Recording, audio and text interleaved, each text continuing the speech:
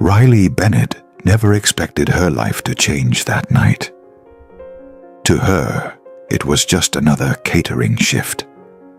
Another evening pouring champagne for people who barely noticed the staff. She had worked plenty of high-end events before, but nothing compared to this. The Whitmore estate in Charleston stood like something out of a Southern Gothic novel.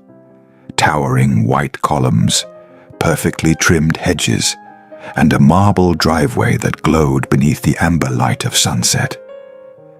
As she stepped out of the catering van, Riley tightened her apron and inhaled deeply. "Just another job," she whispered, trying to calm the nervous flutter in her chest. At 23, Riley had grown up fast. Raised by adoptive parents who lived paycheck to paycheck, she started working young, first in diners, then in retail, and now as a server for hire at elite events. Tonight's gala, hosted by one of the state's most influential families, was supposed to be just another evening on the clock. But as soon as she walked through the service entrance, something felt off. The head butler, a man with a clipped accent and colder eyes, greeted the catering team with strict instructions. "Do not speak to the guests. Keep your heads down, serve, then disappear." Riley gave a polite nod, balancing her silver tray with both hands. As the last rays of sunlight faded, the mansion came alive. Well-dressed guests arrived in luxury cars, laughter echoing through the marble halls. Women in silk gowns shimmered beneath crystal chandeliers. The ballroom sparkled like a winter dream. A string quartet played softly, adding a touch of elegance to the already opulent night. Riley moved among the crowd, offering glasses of champagne and small bites on porcelain plates. She kept her head low, avoiding eye contact, focusing on the rhythm of her steps. But something kept pulling at her attention. The air in the mansion felt dense, like it held its breath. A subtle tension clung to the walls. Then she saw it. A narrow hallway, dimly lit and set apart from the main reception area, peeked out just past the dining room. It looked almost forgotten. Her instincts told her to ignore it, but her curiosity flared. She glanced around. No one was watching. With silent steps, she slipped down the corridor. The lights above flickered faintly, casting long shadows across the portraits lining the walls. Generations of the Whitmore family, stern faces in gold leaf frames. And then, in the middle of the hallway, one picture stopped her cold. A simple black frame. A black and white photograph of a little girl, no older than 5, smiling softly at the camera. Riley's heart slammed in her chest. She stepped closer. The dress, the small scar above the right eyebrow, the curls brushing her cheeks. It wasn't just any child, it was her. Riley stared, frozen. That photo was of her as a child, before she'd even been adopted. It was impossible. She had never been to this house in her life. So why was her childhood photo hanging in a billionaire's home? Footsteps echoed nearby. Riley snapped out of her trance and hurried back toward the ballroom. The image burned into her mind. She resumed serving drinks, but her hands were unsteady, her breathing shallow. Her thoughts were racing. Who had put that photo there? Why? And more importantly, what did it mean? She knew she couldn't just ask one of the guests. No one would believe her. She needed more information, a plan. Later that night, during a lull in the kitchen, she approached one of the older cooks, a woman with soft grey curls and a warm face. "You've worked here a long time, haven't you?" Riley asked gently. The cook smiled. "Long enough to have secrets I'll never repeat," she chuckled, dicing carrots without pause. "Has the Whitmore family always lived here?" "Oh, honey, this estate's been in their family for ages. Mr. Charles inherited it after his brother and sister-in-law passed in a car wreck. Terrible thing." Riley's breath caught. "His brother died in an accident?" "Years ago. Some say it was just misfortune. But who really knows?" The cook moved on with her prep work, but Riley stood rooted in place. Back at home that night, she couldn't sleep. Her mind kept circling that hallway, that photograph. Her adoptive parents were asleep, unaware that their daughter's world was beginning to unravel. She needed answers, and she wouldn't stop until she found them. The next night, Riley returned to the Whitmore estate, wearing her catering uniform like armor. She had taken another shift under the same company, but this time, she wasn't there just to serve hors d'oeuvres. She had a mission. She needed to see the photo again. As soon as the evening settled into its rhythm, and guests were distracted by dancing and champagne, Riley slipped away. She moved quietly, retracing her steps down the dim hallway where she had seen the picture the night before. But when she reached the wall, it was empty, gone. No black frame, no little girl, just a blank stretch of wallpaper where her past had once looked back at her. Her breath caught in her throat. She rubbed her eyes, wondering if maybe she'd imagined it all. But no, she remembered every detail. The way the girl's smile curved slightly to the left, the small dimple, the scar above her brow. She hadn't imagined it. Someone had removed the photo. Panic prickled her skin. Did someone see her looking at it? Was someone watching her now?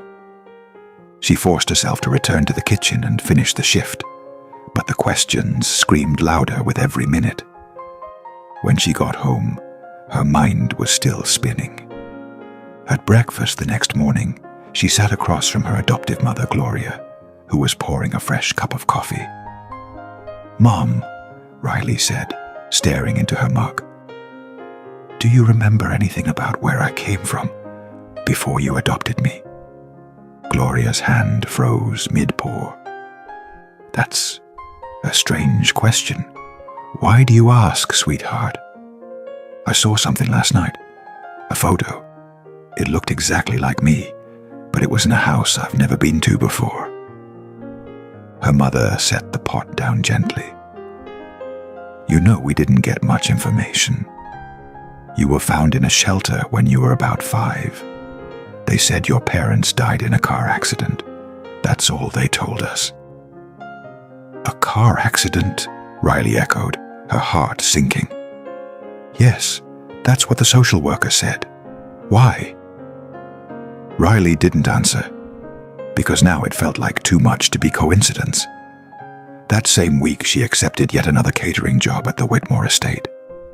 She needed to go back, needed to get closer to the truth. And this time, she knew what to look for. While guests mingled and the orchestra played their elegant tunes, Riley moved silently through the mansion, like a shadow. She paid attention to details, the faces of the staff, the layout of the halls, the quiet exchanges that didn't belong in a party. She watched, waited, until finally, during a short break, she approached Marcus, an older security guard who'd worked on the estate for decades. He was sipping coffee alone in the staff hallway. "You've been here a long time, right?" she asked casually. "Long enough," he grunted. "Before Mr. Charles inherited the house." "Yep. Worked here back when his brother Andrew ran things. Good man Andrew was." Riley swallowed. "Do you remember what happened to him?" Marcus narrowed his eyes, considering her. "Car crash. Killed him and his wife. Everyone said it was an accident." "Did they have a child?" He paused, looked around, then leaned in. "Rumors say they did, a little girl. disappeared around the same time. Some think she died with them. Others, not so sure. Riley's heart pounded. She wanted to scream. That girl was me. But she bit her tongue. Why all the secrecy? She whispered. Because, Marcus said, his voice low, people learned not to ask questions around here. After the crash, Charles took control of everything fast. Too fast. Anyone who pushed too hard either left or was pushed out. Riley's world tilted. If she was Andrew Whitmore's daughter, why had she vanished from history? Why hadn't Charles ever searched for her? Or had he? She needed answers, real ones. So the next day, Riley tracked down someone who might know more. A retired housekeeper who had once worked on the estate. Her name was Eleanor, and she had a reputation for loyalty and honesty. Riley found her in a quiet home outside Charleston. Eleanor welcomed her with kind eyes, but guarded silence. "You're Riley," she said. "I heard you've been asking questions." "Yes, ma'am. I think I need to know what happened to the Whitmores." "And their daughter." Eleanor's face went pale. She motioned for Riley to sit.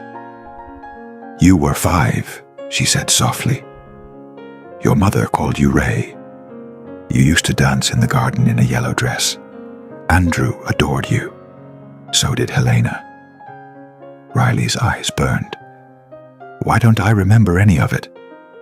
Eleanor looked her straight in the eye. "Because Charles made sure you wouldn't." Silence filled the room, heavy and unbearable. "After the crash, you vanished. They said the little girl died too, but no one ever found your body. Charles stepped in, took the house, the money, everything. People whispered that he paid off whoever needed paying." Riley stared at her trembling hands. Her past hadn't been lost. It had been erased. "I found a picture of me in the house," she said, "but it disappeared." Eleanor nodded. "Then he knows. Charles always had eyes everywhere." The truth pressed in on her like a weight. For all these years, Riley had lived thinking she was a forgotten child. But now, she realized she had been hidden on purpose. And the person behind it all was still living like a king inside the house that should have been hers. Riley returned to the estate, no longer a timid server, but a determined seeker of truth. The whispers and shadows of her stolen past seemed to echo through the grand halls. Everything pointed to one place: Charles Hawthorne's private study, his sanctuary, his vault of secrets. 2 days later, she got her chance. Word among the staff was that Charles had flown out on business. Disguised once again in her catering uniform, Riley slipped through the mansion's corridors until she reached the forbidden 3rd floor. The heavy wooden door creaked as she pushed it open. Sunlight poured in through the tall windows, catching the dust in the air. The study smelled of old leather and smoke. She scanned the room until her eyes landed on a large portrait. Behind it, just as Eleanor had said, was the safe. Heart racing, she entered the code she'd pieced together from Marcus's hint. The date of her parents' supposed accident. 4/90/2005. Click. The lock turned. Inside were thick files, ledgers, flash drives, and an envelope. Her breath caught when she saw the name written in delicate cursive. "To my daughter, Ray." Hands trembling, she opened it. Inside was a letter in her mother's handwriting. "My dearest Ray, if you're reading this, something terrible has happened. Your father and I knew we were in danger, and our greatest fear was leaving you alone. We tried everything to protect you. Your Uncle Charles. He's not who he appears to be. He covets the power, the name, the wealth. Don't trust him. Remember who you are, always. Ray Evelyn Hawthorne, you are our everything. Love. Mom, tears streamed down her face as the reality sank in.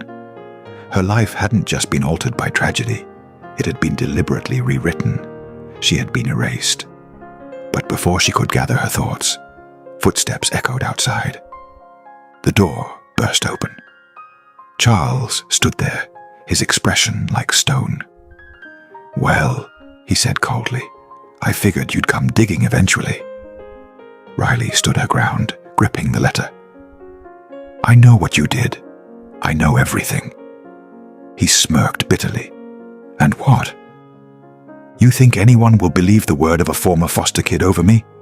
You're just a ghost, Ray. A mistake."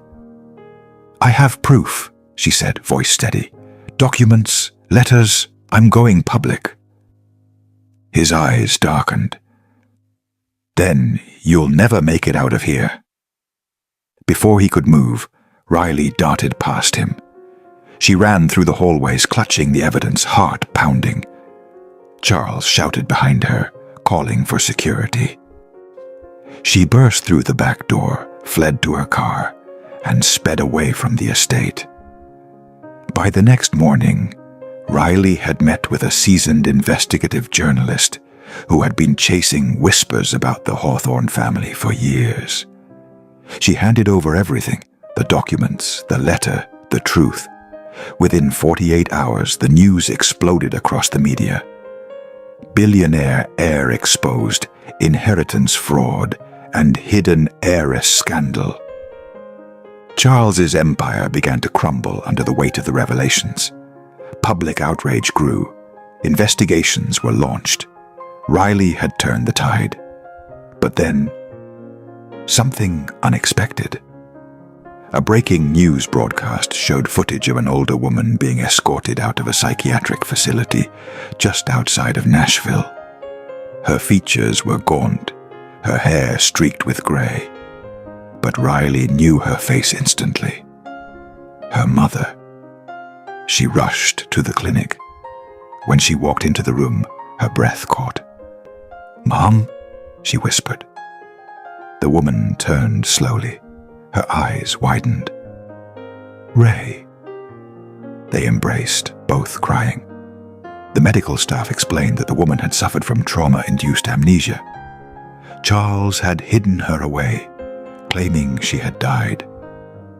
But the truth had survived. Riley later testified in court. Her evidence was enough to convict Charles on multiple counts. The Hawthorne name, once untouchable, became a symbol of corruption and justice undone. Riley declined to reclaim the estate. She wanted something more meaningful, a life of peace. With her mother by her side, she moved to a quiet town in Vermont, where they opened a home for abandoned and displaced children, giving others the safety she had never known. And every morning, as the sun rose behind the pines, Riley would sit with her mother and whisper softly, "I'm finally free."